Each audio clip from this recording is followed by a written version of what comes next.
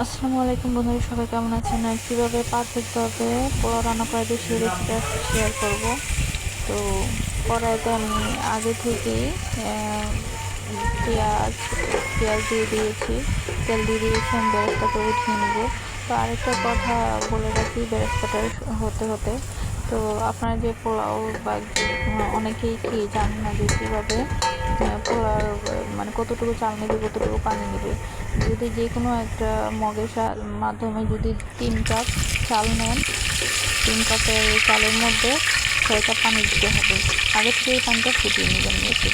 তো এখন আমি এই যে বেরেস্তা উঠিয়ে নিলাম। উঠানোর পরে এই যে কিছু পেঁয়াজ রেখে দিলাম। এটার মধ্যে এলাচ, দারচিনি, তেজপাতা দিয়ে দিলাম।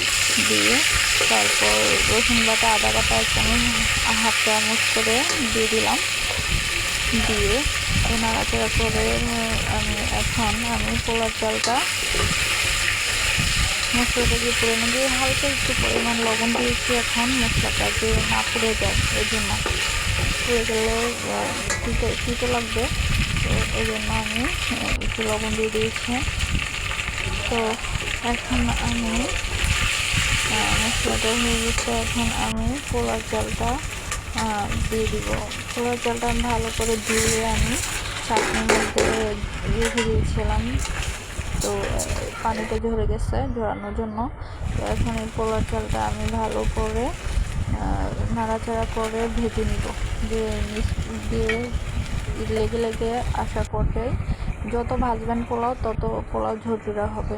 তো আমি আগে থেকে পানি ফুটিয়ে নিয়েছিলাম। তো এটার মধ্যে আমি ছিল আমার ফ্রিজে, তো আমি মটরশুঁটি দিয়ে দিয়েছি। আপনাদের বাসায় না থাকলে স্কিপ করবেন, মানে ঘরে যা আছে তা দিয়ে আমি রান্না করছি। তো মটরশুঁটি আমি দিয়ে দিলাম। তো দিয়ে এখন আমি এটার মধ্যে পরিমাপ মতো লবণ দিয়ে দিব। লবণ আর একটু আগে দিয়েছিলাম মশলাটার জন্য, তো এটাতে আমি লবণ দিয়ে দিয়েছি।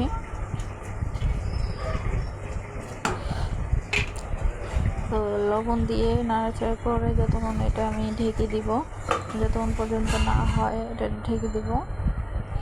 তো এখন দেখেন প্রায় হয়ে গেছে আমার। এটা আমি নাড়াচাড়া করে আরেকটু আমি দমে রেখে দিব। একদম মিডিয়াম আঁচে রান্না করতে হবে এখন, যেহেতু এটা পানি শুকিয়ে আসতেছে।